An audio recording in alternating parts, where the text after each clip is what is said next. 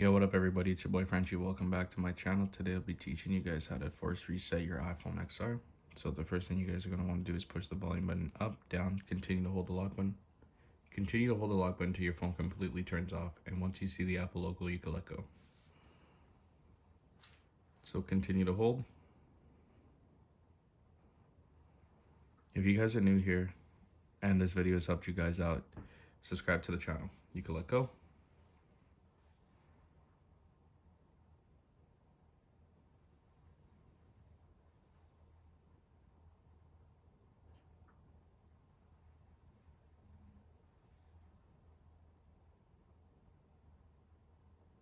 And there you guys go. Your iPhone XR has been force resetted.